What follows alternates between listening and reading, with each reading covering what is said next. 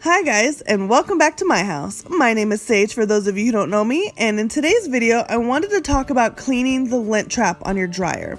Because it's more than just wiping off the lint screen or sticking one of these funny looking sticks you buy at the dollar store down the lint trap hole and loosening up all of those lint bunnies and all those little pieces of tissue you forgot to take out of your pants. You know what I'm talking about? Those little things that like to, catch fire and you really need to be careful about.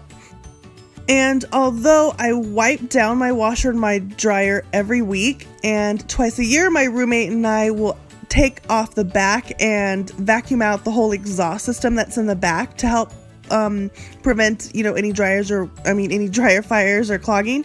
We actually do more than that.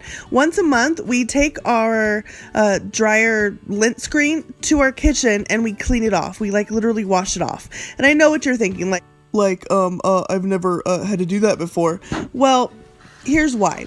If you take a look at the screen, it's gonna hold part of the water that's going onto it right on the screen. It's not gonna go through. And that's because of all these fancy, dancy, smelly stuff that we use that's full of oils or waxes. It actually clogs those holes that are on your screen. And that prevents your dryer from working as well as it could.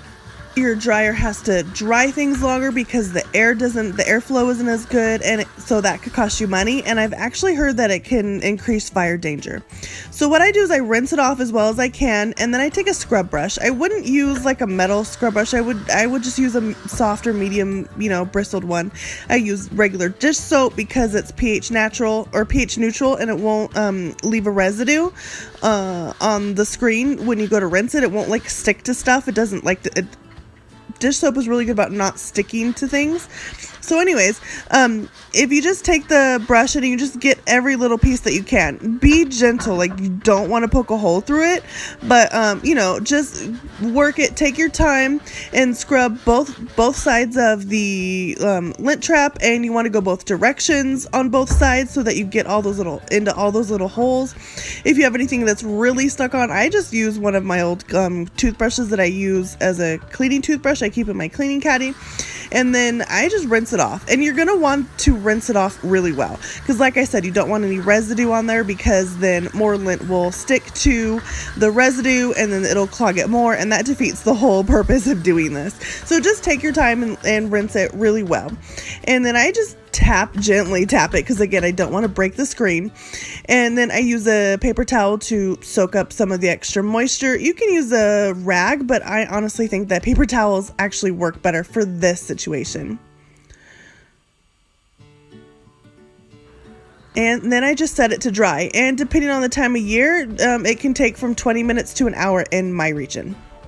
So I know this is a lint trap cleaning video, but I thought I would talk to you about cleaning your washing machine too. So once a week, like I said, I do this. I spray my rag. You never want to spray an electronic device directly. Always spray a rag and then wipe it down. That way nothing gets broken. No water can get into any little pieces or crevices that it shouldn't. So after I'm done wiping the outside, I literally clean my inside of my washer. I take that same rag and I just get into all the little pieces, like the little spots and crevices, and the thing where you where you put the bleach and the vinegar, that kind of thing. Clean that out really well. I have pets, so there's always pet hairs for some reason stuck in the little crevices. And then I always clean the top of my drum. There's a little space between the top of the washer and the top of the drum, and it can actually get really gross. That's from 1 week, y'all. 1 week. So once my lint trap is dry and I've cleaned off everything, I'm gonna stick my lint trap, a dry, very, very dry lint trap, back into the dryer. But that's not all. I'm actually going to turn my dryer on for 15 to 30 seconds, because when you stuck that brush down into the lint trap, it will loosen up all the stuff and actually push it back down into where you dry your clothes. So you want it to suck back up and not end up on your clothes. Well, I hope you found something useful. If you did, please give this video a thumbs up. And if you want to see more videos like this one, please hit that subscribe button. I do organizing and cooking videos. And would you do me a favor and hit that share button with all of your friends and family? Well, thanks for stopping by my house. I'll see you next time.